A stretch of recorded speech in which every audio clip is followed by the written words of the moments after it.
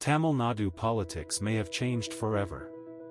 A party formed just 2 years ago now stands at the gates of power. But hidden inside this victory is a mathematical danger that could destroy the government before it completes even one full term. Part 1: The Arithmetic of the Tamil Nadu Moment. The Tamil Nadu Legislative Assembly election results declared on May 4, 2026, have produced a verdict whose dimensions deserve careful public reading. Through Vijay's Tamilaga Vetri Kazhagam, a party founded only in February 2024, has won 108 seats in a 234-member assembly. In 2 years and 3 months, the party has accomplished what Vijay's DMK could not in 15 years and what Kamal Hassan's MNM could not in 7. TVK has emerged as the single largest party in Tamil Nadu. The majority threshold is 118 seats. The party stands 10 seats short of an outright majority.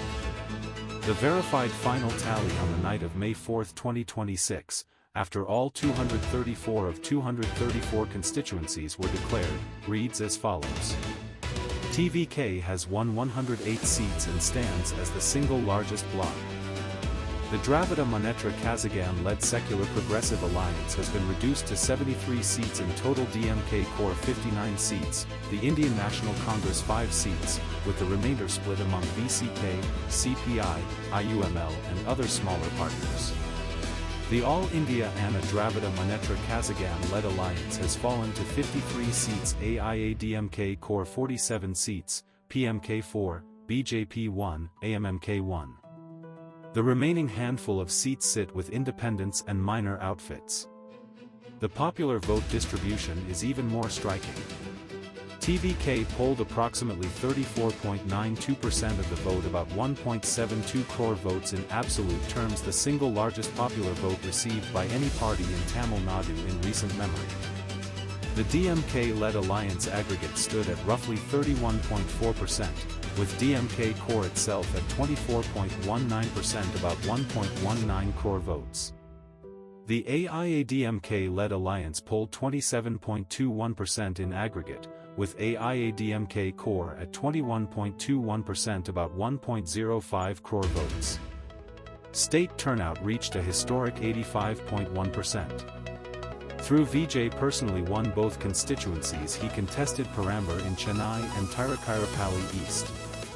In a development that has not yet been fully absorbed by Indian political commentary, the sitting chief minister through M.K. Stalin lost his own Kolathur seat, a constituency the DMK had held without serious challenge for 2 decades. This is more than a personal political defeat. It signals an institutional crisis within the DMK whose consequences will play out over the next 36 months. It is now appropriate to state, openly and without alarm, the central strategic reality that this advisory exists to address. The DMK Alliance's 73 seats added to the AIADMK Alliance's 53 seats produces a combined total of 126, 8 seats above the majority threshold of 118. Two political families that have warred against each other since 1972, two traditions whose cadres have rioted across Tamil Nadu districts, two ideologies that share a Periyar-era source but have hardened into rival cultures, would normally not be expected to cooperate. However, in the parliamentary mathematics of the present moment, they could combine even briefly, even tactically, to pass a no-confidence motion against the new TVK-led government. They would not call such a combination cynical, they would call it the defense of Dravidian identity, the protection of Tamil pride, resistance to non-Dravidian capture. The Tamil press would publish those phrases. The opposition would book auditoriums. This is not an alarmist projection. It is the simple parliamentary arithmetic that confronts every minority government in India and that must therefore inform every coalition decision the new administration takes. 8 seats stand between through Vijay's government and a full 5-year term. Every portfolio allocation, every governance initiative, every alliance gesture must be calibrated against that 8-seat margin.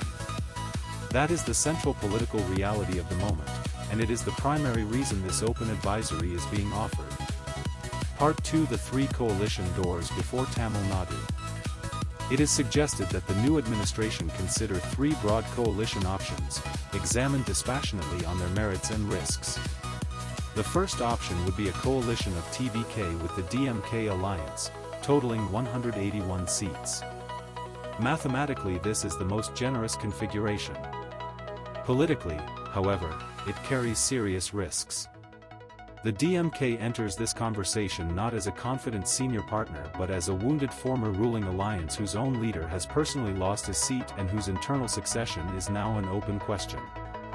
In any such coalition, the DMK would be expected to demand the deputy chief ministership for through Udhayanidhi Stalin, the home portfolio, a guaranteed succession path, and a series of cabinet positions that progressively dilute TVK's executive authority. Within 18 to 24 months, the trajectory of TVK in such an arrangement could come to resemble the trajectory of the DMK's earlier coalition partners adopted, neutralized, and ultimately bypassed. It is therefore respectfully suggested that this option be set aside. The second option would be a coalition of TVK with the AIADMK Alliance alone, totaling 161 seats. Mathematically, this is sound at 43 seats above majority. Politically, however, in pure binary form, it would be unstable. Through Edappadi K. Palaniswamy has been chief minister, has held the AIADMK together through its most difficult internal crisis since 1987, and commands a substantial ground network in the Western Congo belt built across 2 decades. He is, by any reasonable assessment, one of the most experienced political survivors in the state. In a binary TVK-AIADMK arrangement, methodical pressure would be expected for a CM rotation formula, for AIADMK control of cadre deployable departments, and for seat-sharing terms in 2031 that progressively favor the senior partner. Within 24 to 30 months, this configuration risks producing a government that is chief minister on paper while a parallel state runs from Salem. This option, in pure binary form, is therefore not recommended.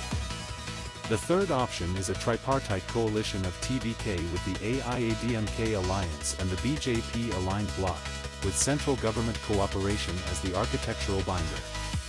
Combined floor strength approaches 162 to 166 seats, providing a comfortable cushion of 45 seats above the majority threshold.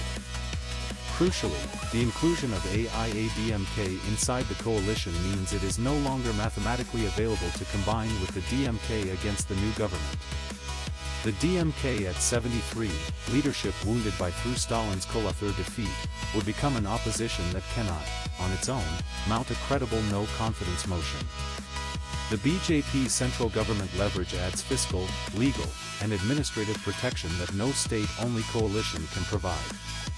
It is therefore suggested, with full respect for the autonomy of all the parties involved, that the third option deserves serious consideration as the architecture most likely to deliver 5 years of stable governance. Coalitions are never comfortable. This one will require finesse, daily management, and the willingness to share credit. But it is the only configuration with a structural pulse on its 5th anniversary. The reason such an arrangement holds is not partisan affection but mutual structural interest properly acknowledged among partners. The AIADMK has an interest in retaining relevance against TVK's 34.92% voter base. The BJP has an interest in entering Tamil Nadu's governance ecosystem after a decade of limited statewide presence. TVK has an interest in protecting itself against the parliamentary mathematics of 73 plus 53 is equal to 126.